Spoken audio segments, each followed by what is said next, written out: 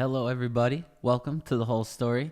As you can see, I am here sitting with an empty chair today. That is because our co host that we love so much, Alex, is not feeling well today. And why I always want Alex to feel better and feel good and be here with me. Him not being here, I think, is good today because my energy level is always usually at a certain place. And without Alex today, when he sent me the text, obviously he needs to be home feeling better. So there's no shame in that. I miss my dude. But also, like, my energy level without him is not the same. And that's probably a fault on me. But I think it also goes to show what he brings to this show and the juice he brings to myself. So as much as I miss him today, this was a good reality as to what he brings to the show. And you know what my friend and co-host just brings to the energy in our room today. Also, camera view is still pointed up like we are both here. That is because you guys see this nice gray painted wall and this nice flag. But what you don't see is that the rest of this room is an absolute disaster. So I threw my camera over there to like maybe face me today. And yeah, what's behind me is just a mess and there wasn't time to fix it or clean it. And I just, to be honest, don't want you guys to see what's going on behind this camera. So, excuse me. Yeah, so we're in regular format today. I'll be looking at the camera, probably be looking in front of me most of the time, and obviously at our monitor behind here. So, man, it stinks Alex isn't here today because we have a lot to chat about. Chinese Grand Prix weekend, sprint weekend. There's a lot to talk about. There's some little bit of off-track stuff, which we'll get into first. There was a weekend which I thought had a decent amount of racing. Max Verstappen dominated as he always does. Nothing new there, so no need to even act, or make drama out of that. But there was other stuff on track, obviously, and we'll chat about all that. Man, I would just want to start with some few things that are going on, some few off-track notes here.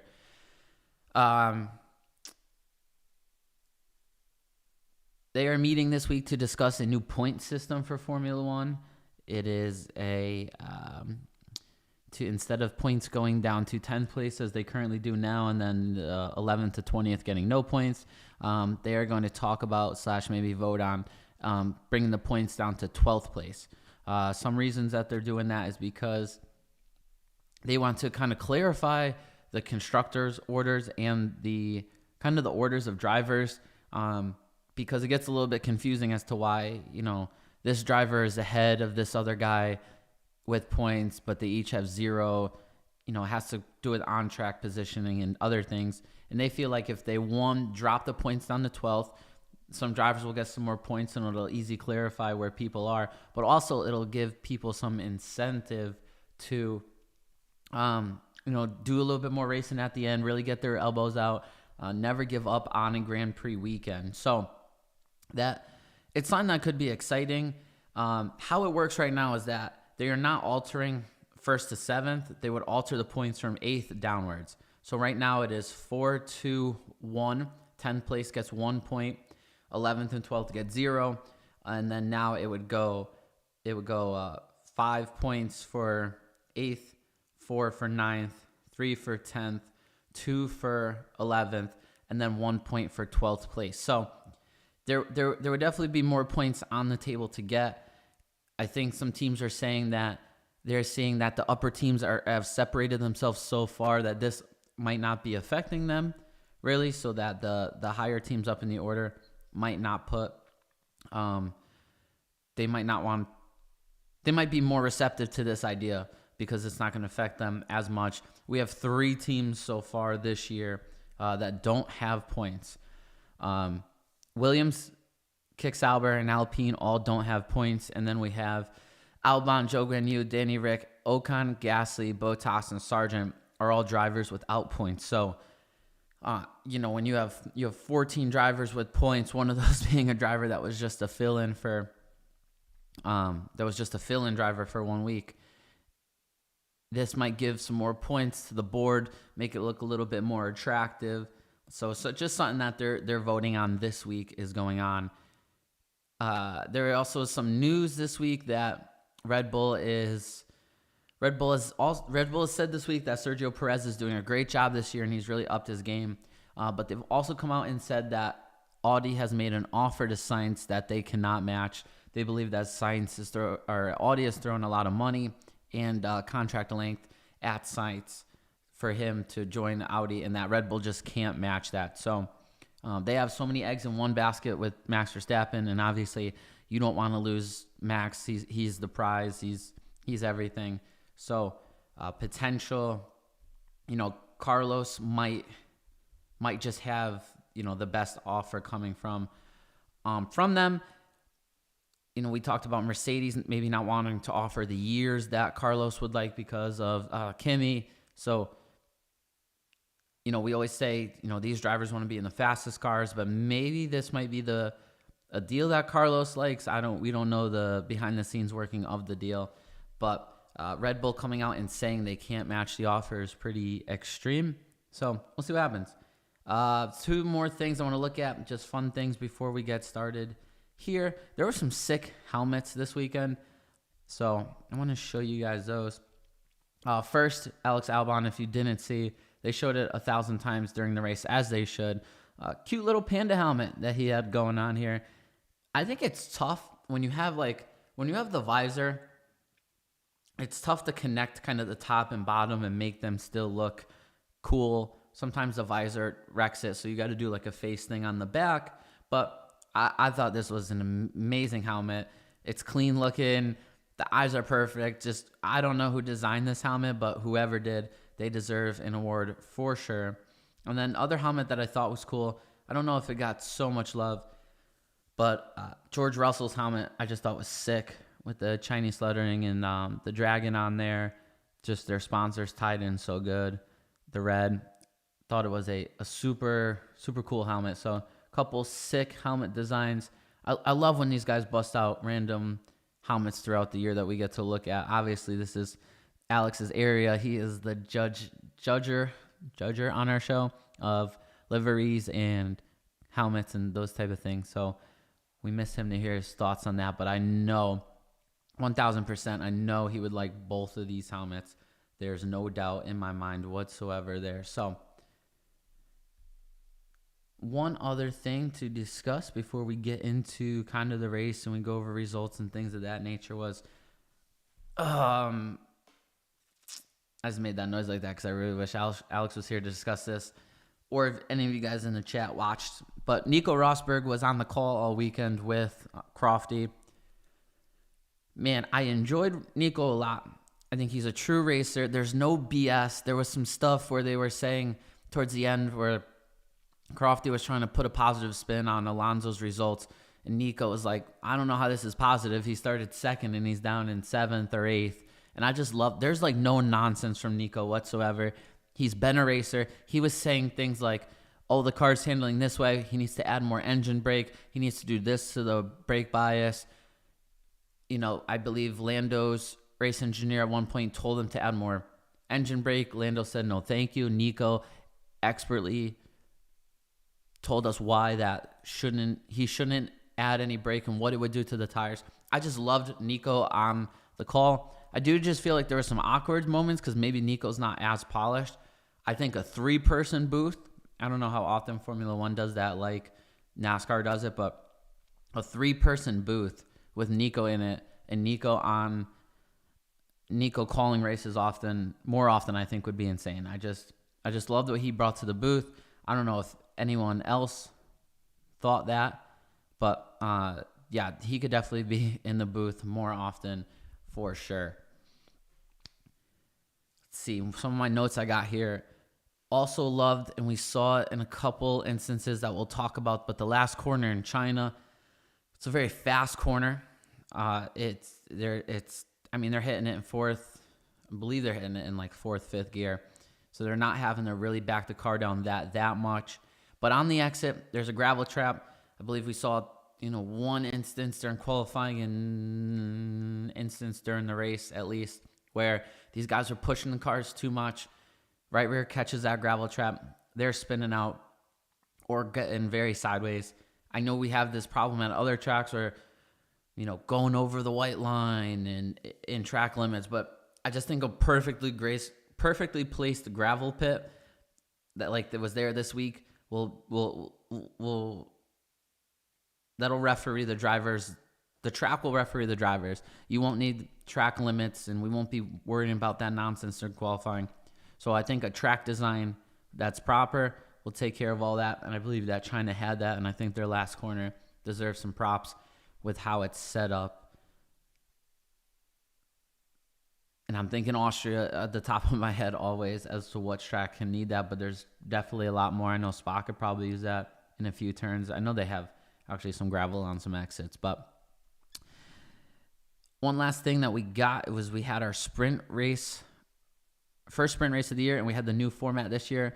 So we started off with practice, then we started off with sprint qualifying on Friday, sprint race Saturday morning, qualifying Saturday afternoon/evening, and then the race Sunday evening. I did read an article that I thought was pretty interesting that by changing this format, they wanted to make the old format would be practice on Friday, qualifying on Friday for the race on Sunday. So that's like can't miss stuff. Then you would put a sprint race on Saturday, which you would say is can't miss stuff. And then you would put the race on Sunday, which is obviously can't miss. With this new format, you have practice Friday and then sprint qualifying as well on Friday. So you're not super incentivized to watch Friday at all. You could kind of skip that. Saturday, you could watch your sprint race in the morning. Then you could watch qualifying, 2 can't miss things, and then obviously the race on Sunday. Also, it put qualifying back to where it always is, which is the 4th session of the weekend. And you're putting all the emphasis on that. Usually the Saturday evenings are better. I read the article that I said it was kind of hard for people to sometimes watch these sessions with like their work and stuff. So having the evening session being a little bit more important.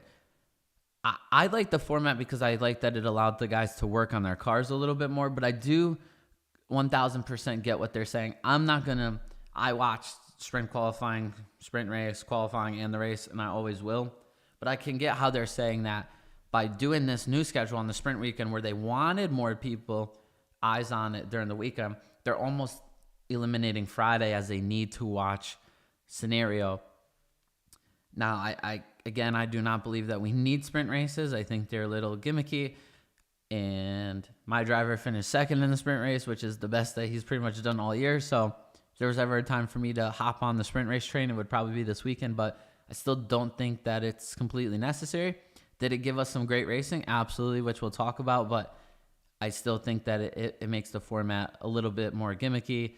And you did see teams who brought upgrades like Ferrari said they may not have been able to, get the most out of their upgrades or understand their upgrades because they didn't have all 3 practices. So that's kind of the news I got heading into the weekend. Like we always do when Alex is here, we're going to just kind of go over everything, I guess. We'll jump right into sprint qualifying. Sprint qualifying, we had a little bit of rain. That's what's going to shake up this lineup here for everything that happened. It was exciting. It was a semi good indicator as to where the cars had speed for the weekend. So we'll start 20th. Logan Sargent eliminated. Yuki Tsunoda in 19th was furious. Albon 18th. Ocon 17th, Gasly 16th. No big shockers there. 2 Alpines out, 2 Williams, and then Yuki Tsunoda. The big shocker there was that both kick Saubers get through. We got Lance Stroll in 15th. Just can't hold a candle to his teammate right now when it comes to qualifying, and then is getting caught up in race stuff. Alex would be here saying Lance slow, and it's getting hard to argue Alex with these results. You got Ricciardo in 14th, Nico Hülkenberg 13th, K-Mag in 12th. 2 Haas cars there. George Russell down in 11th, had a little issue. Left his garage a little early, had to wait in the pits. His tires weren't fired up, and that's what resulted in that.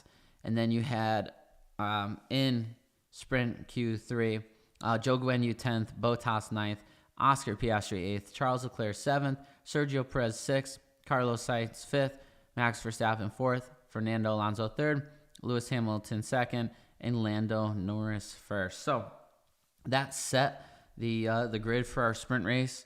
No penalties, I believe, in the sprint qualifying. Then we had the sprint race. We had a very exciting race. Lights out, away we go.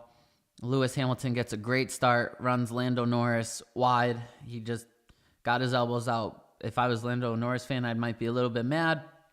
But being a Hamilton fan, I was kind of happy he grabbed the lead. Lando ended up dropping back and just kind of stayed there the whole time.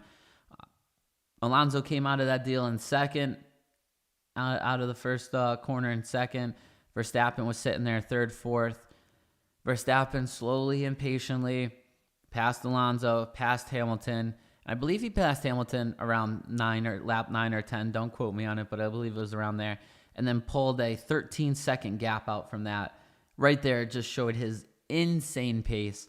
And you knew the weekend was going to be Max's from there on out, no doubt. Even if the qualifying speed wasn't there, the race pace, to pull a 13-second gap in that many laps is just absolutely absurd. Lewis Hamilton ends up finishing second, basically to the help that Fernando Alonso was running behind him for a handful of laps, being the veteran that he is and holding up the pack behind them. Obviously, they got into some good racing, which I'll touch on in a second. But yeah, Lewis put it there second in qualifying in the wet weather, and then it was clear as day during the race that Sergio Perez only finished about 2.2 seconds behind him, that if there was any more laps or if the Lewis didn't get as good of a start that he did, that Red Bull was going to be there, which kind of indicated that their speed wasn't there for Sunday, or would not be there for Sunday probably. Sergio Perez gets third, Leclerc fourth, Sainz fifth. Names missing there is Fernando Alonso. There was a phenomenal battle with Carlos and Fernando passing each other side by side. Kind of had a Silverstone moment where Fernando kind of runs Carlos wide off the track, and then kind of have a through goes Perez moment where that's when he gained third place. Fernando Alonso ends up getting a puncture on the side, racing side to side with Sainz. Leclerc goes to pass his teammate down the back straightaway. Sainz runs Leclerc wide. Leclerc is a little mad. I think they talked it out and worked it out, but they were getting wheel to wheel, which was really good. But this was in like the last 5 laps. It was worth watching the last 10 laps of the sprint race for sure. Elbows out. It showed the pace. It was a little shocker seeing Lando there in 6th, not being able to catch up any ground, but he didn't really lose those guys very much. He had a phenomenal, a good recovery sprint from where he started. Oscar 7th, George in 8th.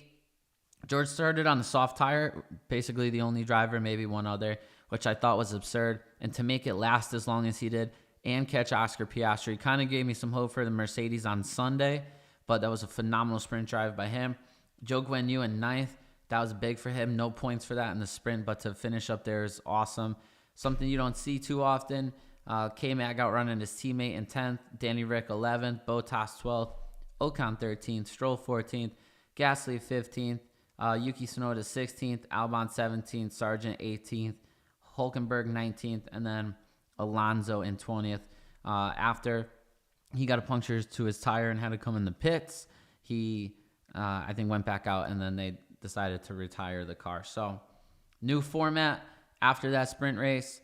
They have that 3 hours before qualifying, which dry qualifying, no funny business. Max Verstappen puts it on pole by a little over 3/10 on his teammate Sergio Perez. So they had a Red Bull 1-2 lockout there. Fernando, so much speed in qualifying for that. Aston Martin puts it in 3rd.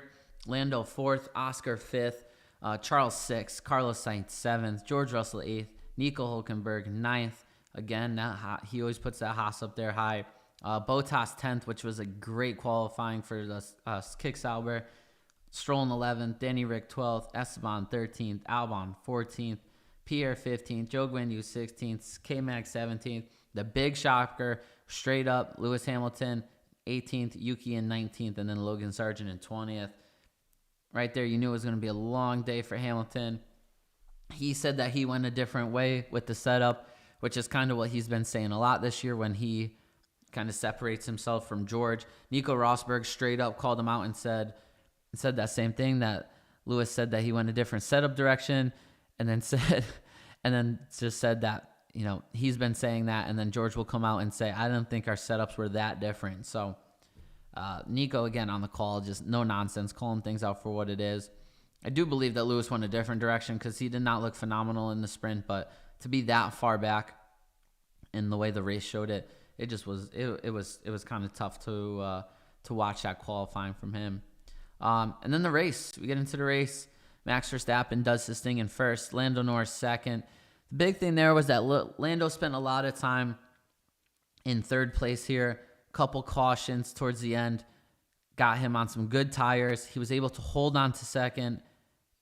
Some cautions went his way a little bit, but they had pace in a race where we'll go over our pick results later, but McLaren was very worried about this track, and unfortunately they are nowhere near catching Max, but they were able to hold off the Ferraris and Sergio for this race, which just goes to show how fast this McLaren is, particularly how fast Lando is driving this McLaren. But the car has speed. He looked phenomenal. Not a lot of on-track crazy overtakes from him. He just ran his race to perfection. The team had a good strategy, and he's bringing a handful of points home in second. Sergio Perez, third. Again, he was nowhere near Max at any point during the race, but he was holding his own in second. Oh, thanks, Alex. Miss you, buddy. Sergio Perez holding his own in second. Couple safety cars put him in a bad position, put him fourth. Red Bull believes that he used up a lot of his tires towards the end of the race trying to pass Charles, and then maybe didn't have that great tires to catch Lando. But it just, again, these are the type of finishes and performances that Sergio needs, because even after the race, Christian Horner right away was like, the safety car hurt Sergio. He's been doing great. We're not sitting here like, oh my God, Sergio got third or Sergio got fifth or seventh when he needs to be finished second. This was very much like a strategy didn't work out in their favor, but Sergio's still driving good. So it was a very solid weekend for Sergio.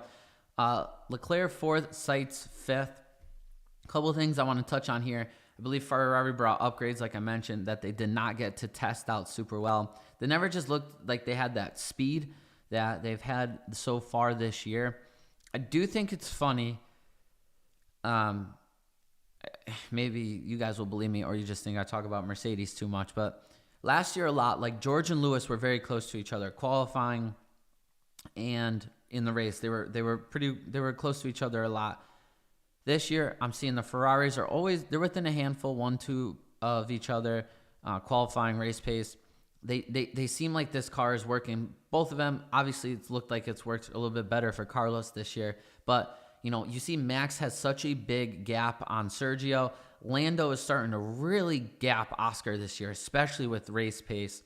Fernando is gapping a lot, Lance. And then, obviously, Lewis is saying that he's going opposite setup way than George all year. But I do like when a team is close together, because it just shows that both drivers are getting the most out of their car. It's kind of tuned in for the both of them. Them finishing fourth and fifth. It doesn't. Those aren't the type of things that creates huge drama in a team. Like one driver really needs to go because they're getting outperformed. This is like all right, they're both getting the maximum out of the car, obviously, because they're within one position of each other. So, not Ferrari's strongest race of the year. I do believe that they will come out stronger in Miami. I think they're even expecting to come out a little stronger, but it was a shocker that they did not have really anything for Lando, and we all just, as you'll see later in our prediction picks, we all thought they had a lot of speed here. So Charles fourth, Carlos fifth, George Russell with a very solid day in sixth, Fernando Alonso in seventh. When the cautions were coming out at the end, they did a really interesting decision to put him on softs. I don't know if they thought maybe there was two safety cars back to back almost, which I don't know if Aston Martin thought maybe putting him on softs the first time, he would then have a stint and then be able to go on to mediums for a longer period of time. The two safety cars back to back kind of put him into like do we stretch this soft out to the end? When is the best time to bring him in to get the most out of the mediums that he put on towards the end of the race? So very interesting strategy call by them, puts him in seventh. He was catching George at the end. I don't know if George got gifted the 6th place because of bad strategy or what, but Fernando, again, he's pulling out the 1-lap pace in the qualifying. I need to stop doing this with my thumb so it stops doing the thumbs up emoji. He has the 1-lap speed very well. The race pace, a little bit off. I think strategy was a little bit off. I do love, though, this man got his elbows out in the sprint race. He is there on the race weekends. It just amazes me what he said about Mercedes, that they're behind him because they're in front of him. They're in front of him in constructors. They keep finishing either in front of him or he's doing whatever he needs to do to get them to finish behind him. So I think in a Mercedes, he would have some pretty decent juice, but he's just shown us top-notch stuff for his age this whole entire year. And I thoroughly enjoy that he has stuck around Formula One and has not left. And I will be excited to see what Fernando can do the rest of the season. So 7th place finish for him. Oscar Piastri finishes 8th. One of the safety cars, we had a big kind of brake check effect going on, concertina effect, as they said. Just some cars were going. What happens is one guy goes to get a jump on the next guy, and he goes, and then he doesn't have the jump, so he slows down. And the guy behind him thought, okay, the car in front of me is going, we're going. So he gets on the gas, and then he brakes. And kind of backs everyone up behind him. Oscar Piastri was in front of Daniel Ricciardo. Daniel Ricciardo was in front of Lance Stroll. Lance Stroll hits Daniel Ricciardo, which we'll talk about later. Ricciardo hits the back of Oscar Piastri. Causes a little bit of damage for him towards the last stint of the race, the last 20 laps or so. But I don't know where that really affected his race pace. And there was a point in time, there was a couple points of time during this weekend, the sprint race and the race, where the gap between Lando and Oscar on a race run is starting to be very shocking to me. I don't know if the car is set up better for Lando, if Oscar doesn't know how to manage the tires as well throughout the stint. I don't know what the discrepancy is, but there was a point last year where it was like, oh man, Oscar's on fire. What happens if Oscar gets his first win before Lando? Like that'd be crazy to the fans. It'd be crazy to the team. And now it just seems like Lando is up here and Oscar's race pace is not there. And I don't know if it's experience, because we have to remember this is only Oscar's 2nd year, but the race pace between him and Lando does not seem the same, but it does seem like that that McLaren has speed. How do you feel about Alonso announcing that this is probably his last contract? I like it. I like it a lot. Because the man's, I think, like 42 at this point. We don't need to be playing like the contract game every year at this age. He tells us what's up. This is his last contract with Aston Martin. He might have responsibilities past his driving duties with the team, but it's cool knowing that, all right, this is it. The Mercedes seat isn't happening. We don't have to worry about like if some other bomb was to drop early next season, like Hamilton going to Ferrari this season did, that we'd have to worry about where Alonso's going. Like we know, and we know it's, as much as you probably, Alex, won't think that this is his team because of Lance and Lance Sr.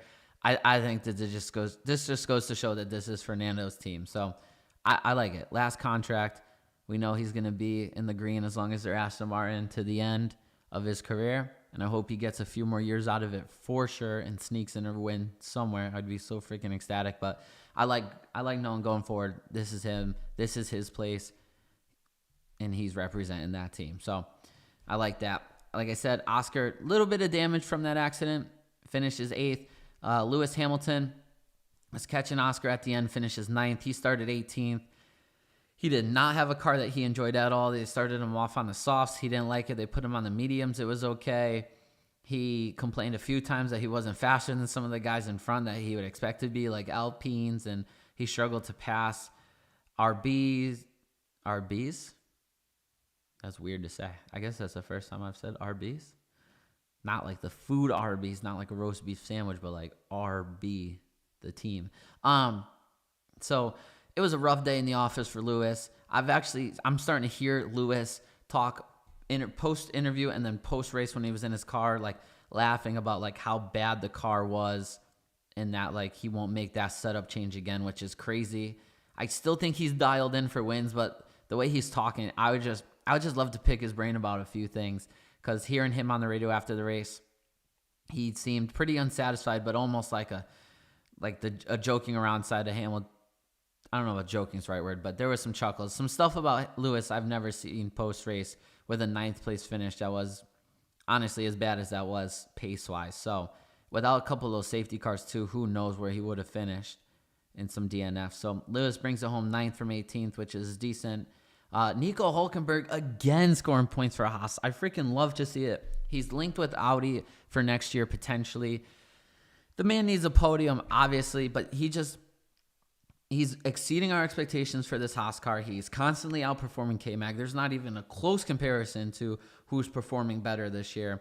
And it just makes me so happy for the American team that Nico's doing well. Qualifying, they gave him a car now that the tire doesn't burn up in half a lap, and he's showing you what he can do as he's done in the past. I just absolutely love to see it. You had Elkan bringing in 11th. Albon didn't have a lot this weekend in 12th. Gasly in 13th. Zhou Guanyu in 14th, excuse me. Probably not the weekend he was hoping for. They did give him a super cool moment after the race. I've never really seen it. They put him on the grid with the top 3, even though Lando Norris didn't go out there, and then I think they think that he entered Parc Fermé, so they kept him in the pits. But they kind of gave him his own plate in front of his car. If you've ever watched the cars drive up to a 1, 2, 3, like plate, lets you know where they finish, and he had his own with his face in it. He got out, and then I thought it was kind of cheesy, and then he started crying, and then I got emotional, and I was like, damn, this is pretty cool. So I respect them doing that for him in his home race. Who knows what his future is now that Kick is going to go to Audi next year, and they are linked. Yeah, next year. Yeah, and they're linked with Carlos and Nico heavily. I just thought it was a great moment for Zhou Guanyu. As corny as I thought it was at the beginning, because I was like, they don't do this for everyone. But this being the first time they've been there since 2019 and having a driver that represented them, my attitude changed real quick, and I thought it was pretty cool. Lance Stroll 15th, obviously driving into the back of people, blaming it on other people. I don't even want to. I don't want to like dignify like his response with the whole story. I'll wait till I get to Danny Rick, who I enjoy a lot. K-Mag 16th, Logan Sargent 17th. You had Daniel Ricciardo with a DNF. Again, what happened? That concertina effect. He did not hit Piastri. Lance Stroll runs into the back of Ricciardo, lifts his rear up in the air pretty far. He goes forward. He hits Oscar Piastri a little bit. After the race, they're interviewing Ricciardo, and they tell Ricciardo that Lance Stroll said it was his fault. Danny Rick goes, my fault. I was just starting to calm down. Now I'm mad. I'm trying to not say what I want to say. And then said that Danny said, I watched Lance's onboard, and he wasn't even looking at me. He was looking at the apex of the turn. I don't know how he's going to say it's my fault. And I've never seen Danny Rick fired up like that, and I was so here for it. I love it because he still kept it kind of calm, like we say the Aussies do. But, yeah, Lance Stroll definitely back at it again. It was just amazing to see Danny Rick get fired up about a situation like that. He was having a decently solid day.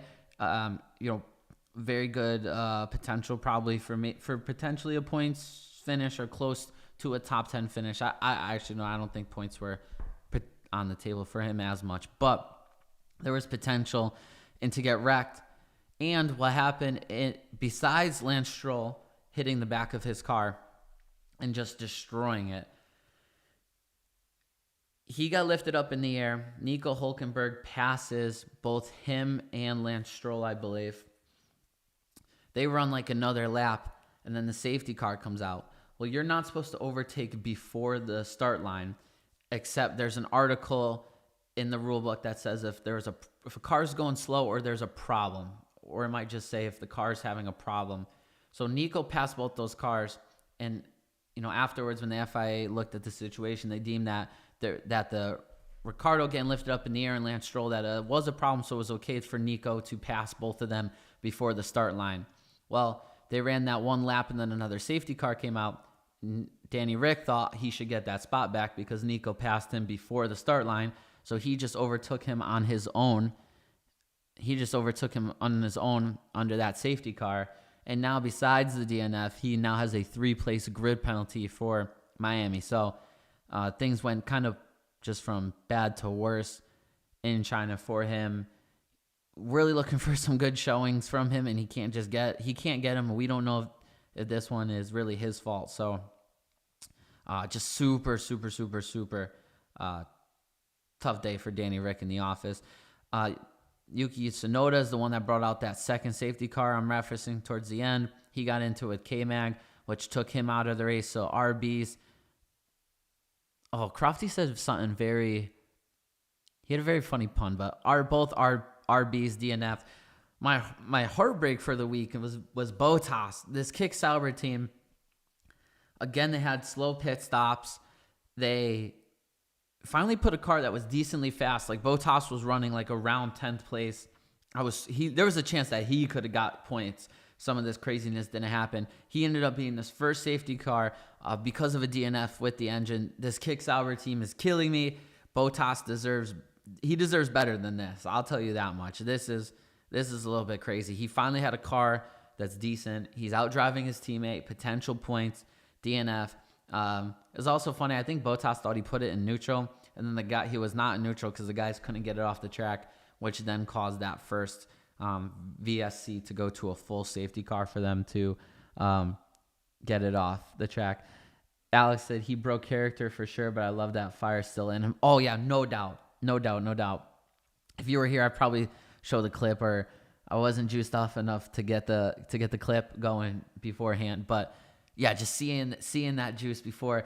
Lance Stroll kind of changed his answer towards the end and was like, "Oh, I don't know if it was just Danny Rick's fault. I think it was a Constantine effect." Like, dude, you needed to say that it was like just a racing. Like it was just a racing Constantine effect from the beginning.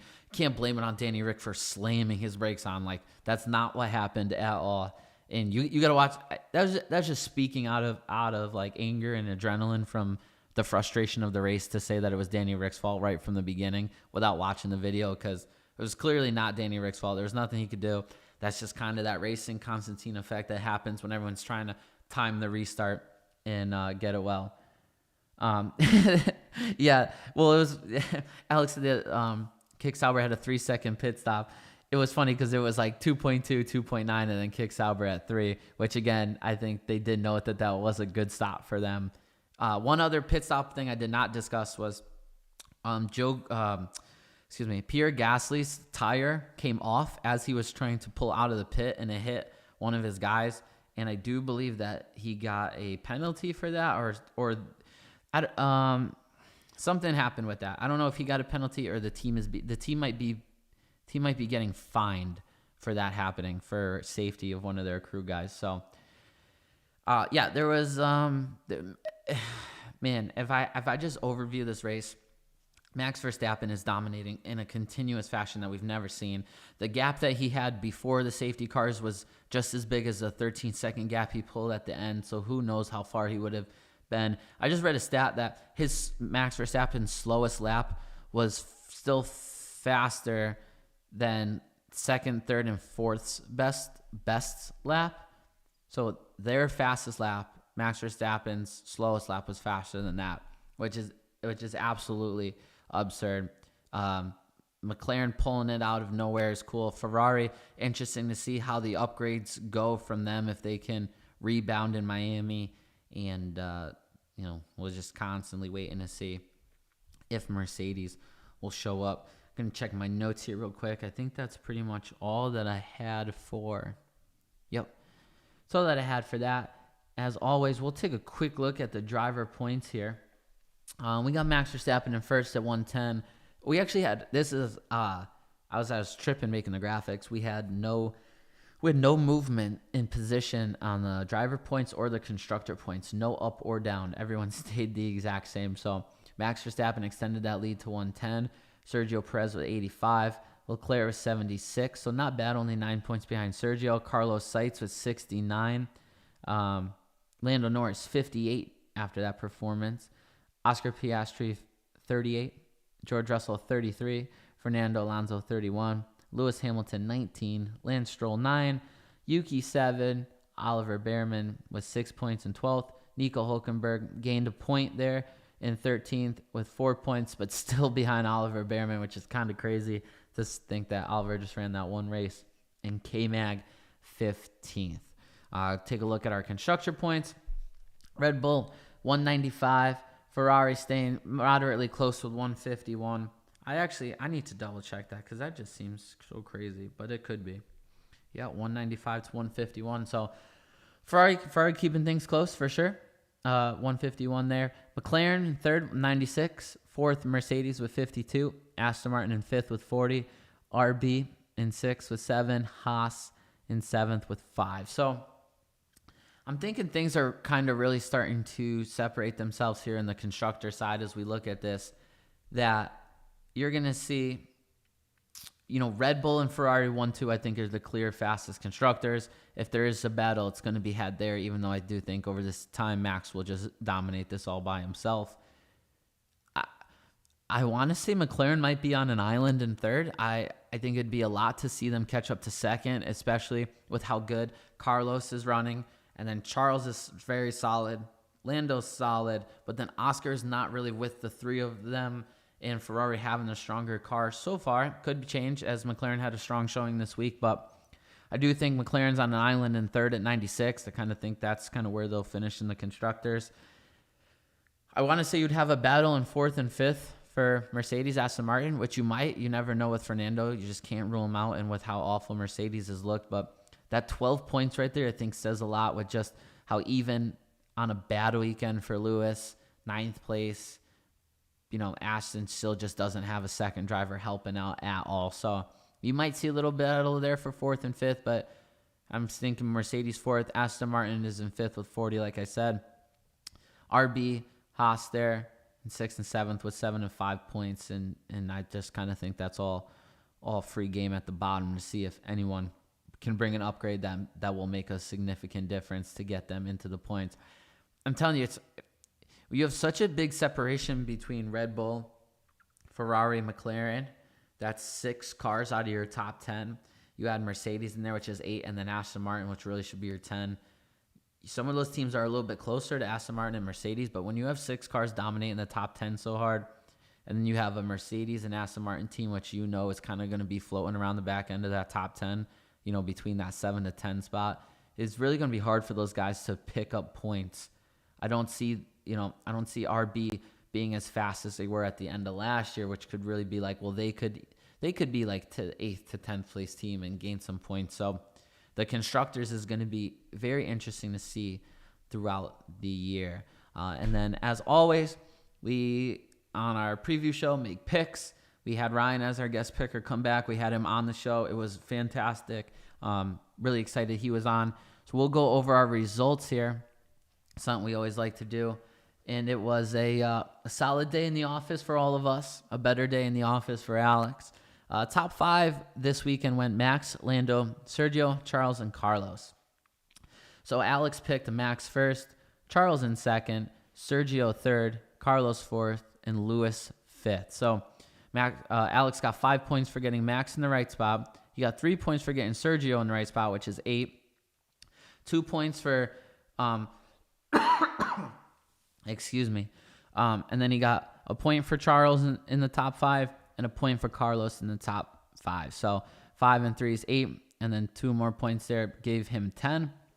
I myself took Max first, Sergio second, Charles third, Lewis fourth, and George fifth because I had such high hopes for the Mercedes.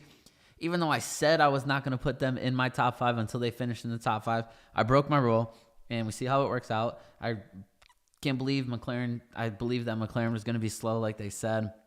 So I got 5 points for putting Max in the right spot, and then a point for having Sergio and a point for having Charles in the top 5. So I got 7.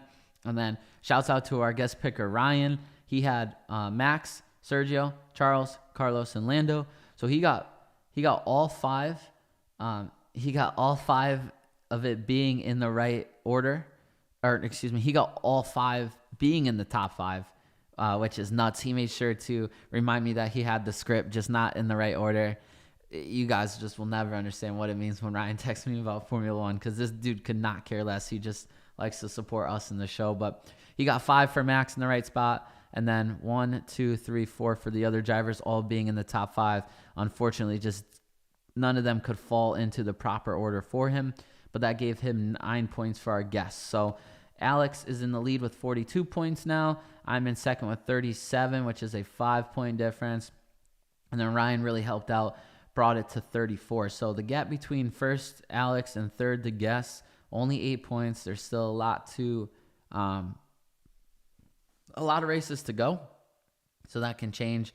But as always, we're having so much fun with this game. Going back to full screen here, I was just actually, my dad, I'm going to assume, is not watching because I think he's outside at my house doing something right now. But I was talking to him, and Miami is the next race, but it's not this weekend, it's next weekend. So obviously next Monday we'll be here. Hopefully Alex will be back 5:30 p.m. for our preview show, which is the only one that gets watched. But we haven't seen a lot of double headers to triple headers yet. I know we're only 5 races in, and then the first 2 were back-to-back, I know.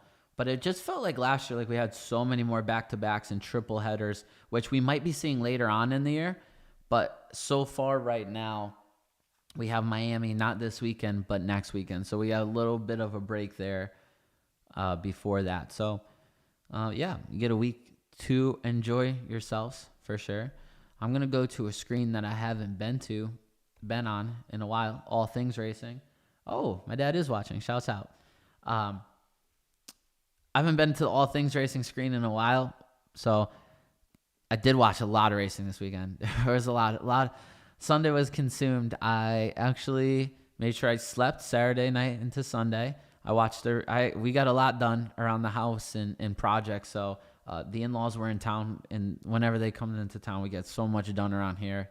It's all hands on deck on everything, and it's great. I love when my in-laws come to town. They're awesome. We got a lot done, but Sunday afternoon I was able to sit down, watch the Formula One race, as I always do, on the television, recorded ESPN with my Lewis Hamilton on board. When that was over, we then jumped to NASCAR and IndyCar, kind of bounced back and forth between that. IndyCar Long Beach, it's a track that I've seemed to at least watch it the last 2 years. They got the cool fountain there. Tough to overtake, but it was a good race to watch. The last couple laps I got to see. NASCAR, Talladega, it's usually kind of super speedway. It's a little bit boring to the end, but as always, the last couple laps, Michael McDowell I thought he made a lot of good blocks to stay in front, and unfortunately just made one too many at the end of the race, which happens all the time. They're trying to go for that win. Brad Keselowski, who's kind of due for a win, he unfortunately kind of turned Michael, but because Michael was blocking too hard, not saying it was Brad's fault at all, just how the cookie crumbled. And then Tyler Reddick got the win. Keselowski with another runner-up finish. I think he's getting kind of frustrated with that, but it was an exciting end to the NASCAR race. Just finished Supercross. I started it last night into today. That was cool to see East-West showdown in the 250. I love when all those riders get together. That Nashville track chews up some riders, though. I hope some dudes are okay. It was cool to see RJ Hampshire win that 250 deal. Kind of see the points get a little bit of a shakeup. And then 450, Jet Lawrence did his thing. He wins. Very patient this weekend. Tomac second, Webb third. Keeping the points close there. Where are they going next week? Oh, I should know.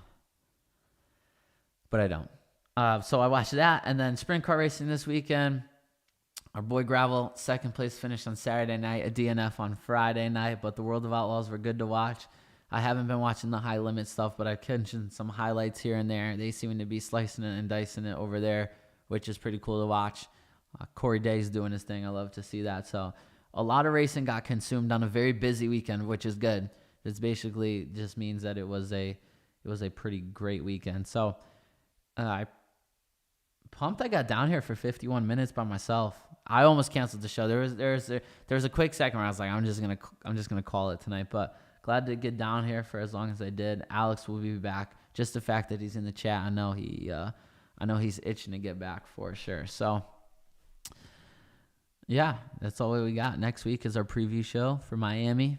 Alex and I's least favorite I don't know if it's our least favorite Grand Prix, but it's definitely our least favorite American Grand Prix. Few things I can speak on for him without him being here, and that is one of them for sure. So we'll chat about it, though. We'll make our picks. We'll see if anyone busts out any new helmets. See which celebrities are going. Because in my Instagram, I don't know about yours, Alex, but my Instagram is like every team you can win a trip or VIP experience or something. And I haven't entered one of them, but it's just my whole entire feed and timeline is win a trip to Miami. So, yeah, that's that. As always, like and subscribe.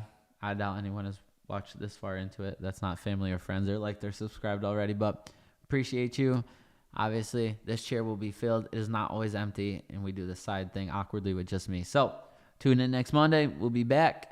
And we will see you then. Goodbye.